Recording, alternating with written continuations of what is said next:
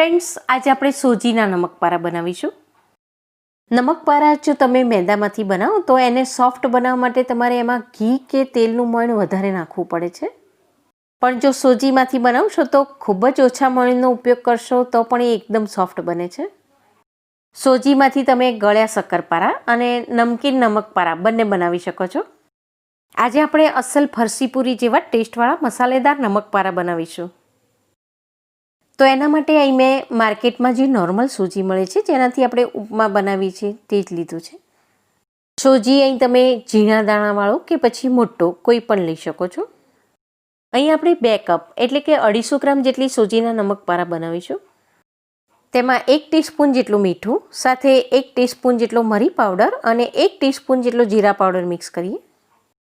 સાથે 2 પિંચ જેટલી હિંગ અને નમકપારાને સરસ ફ્લેવર આપવા માટે હું તેમાં 1 ટેબલસ્પૂન જેટલી કસૂરી મેથી પણ મિક્સ કરું છું.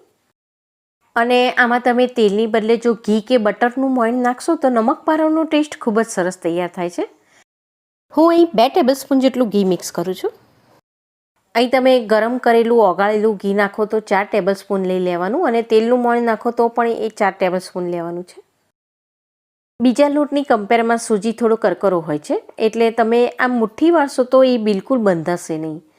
આમાં ખૂબ જ ઓછું મોણ નાખશો તો પણ એ સરસ રીતે મિક્સ થઈ જશે. હવે લોટ બાંધતી વખતે સૂજીમાં થોડી ચીકાશ આવે અને એનું દાણે દાણું સરસ રીતે ફૂલે એટલા માટે આપણે ગરમ પાણીથી લોટ બાંધવાનો છે. અહીં તમે થોડા હૂંફાળા ગરમ પાણીથી લોટ બાંધશો તો સૂજી ખૂબ જ ઝડપથી પાણી એબ્સોર્બ કરીને એકદમ સોફ્ટ બની જશે. રોટલીનો જે ઢીલો લોટ બાંધીએ છીએ તેવો ઢીલો લોટ બાંધીને અહીં તૈયાર કરી લેવાનો છે. અહીં સોજી સરખું પાણી એબ્સોર્બ કરીને એકદમ સોફ્ટ બને એ રીતે તમારે પાણી મિક્સ કરીને લોટ બાંધી લેવાનો છે. અહીં સોજી જેટલી પલળીને સોફ્ટ બનશે એટલા જ તમારા નમકપારા સોફ્ટ બનશે. તો અહીં તમે જોઈ રહ્યા છો કે મેં રોટલી જેવો ઢીલો લોટ બાંધીને તૈયાર કર્યો છે. અને લોટ બાંધી લીધા પછી 1 મિનિટ માટે મસળી લેશો એટલે સોજીમાં થોડી ચીકાશ પણ આવી જશે અને લોટ સરસ રીતે બાઇન્ડ થઈ જશે.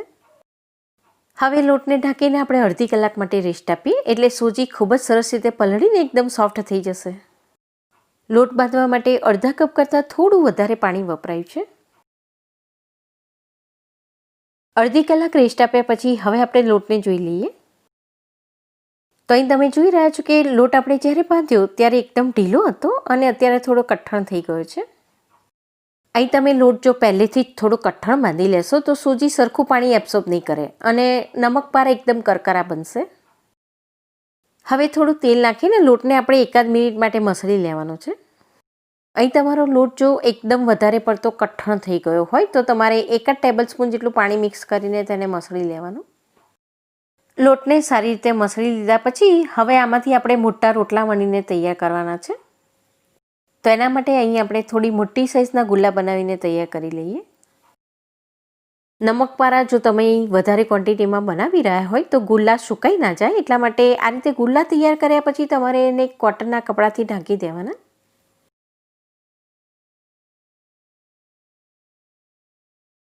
નમકપારા બનાવવા માટે પરોઠાની જે થિકનેસ હોય છે એટલો જ થીક રોટલો વણીને આપણે તૈયાર કરીશું. મેદાની બદલે જો તમે સોજીમાંથી નમકપારા બનાવો તો ટેસ્ટમાં એ ખૂબ જ સરસ લાગે છે અને એકદમ સોફ્ટ પણ બને છે. આમાં મોણ પણ ઓછું વપરાય છે અને સોજીમાંથી બનાવો એટલે થોડા વધારે હેલ્ધી પણ બને છે.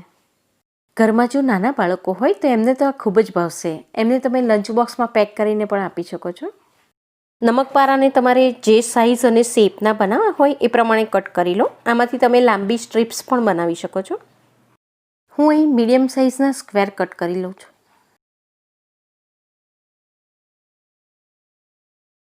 નમકપારા જો તમારે એકદમ ફૂલેલા બનાવવા હોય તો કાપીને તરત જ તળી લેવાના અને થોડા ચપટા બનાવવા હોય તો ફોર્કની મદદથી આ રીતે માર્ક લગાવી દો તો એ બિલકુલ ફૂલશે નહીં.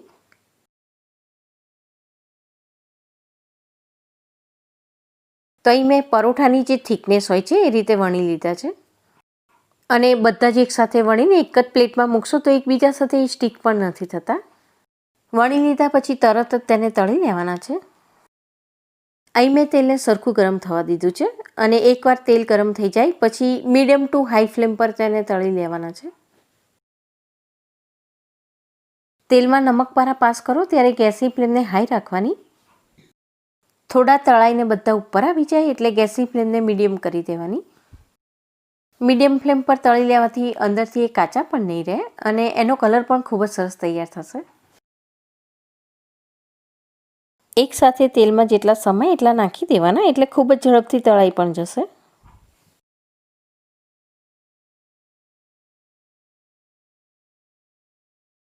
આ રીતે ઉપરથી થોડા ક્રિસ્પી અને ગોલ્ડન બ્રાઉન થાય ત્યાં સુધી તેને તળી લેવાના છે.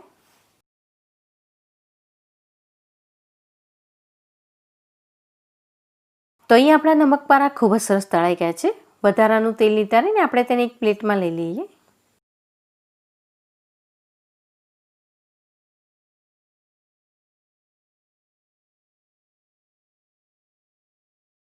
સેમ પ્રોસેસથી આપણે બાકીના પણ તળી લઈએ.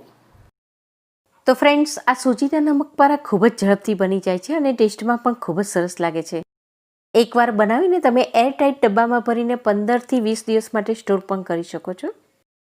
આને તમે દિવાળી જેવા તહેવારોમાં પણ બનાવી શકો છો અને રૂટીનમાં બાળકોને લંચ બોક્સમાં પેક કરવા માટે પણ બનાવી શકો છો. તો આ રેસીપી બનાવીને તમે જરૂરથી ટ્રાય કરજો અને તમારા એક્સપિરિયન્સ નીચે આપેલા કમેન્ટ સેક્શનમાં મારી સાથે ચોક્કસ શેર કરજો. વિડીયો જોવા માટે તમારો ખૂબ ખૂબ આભાર. Thank you.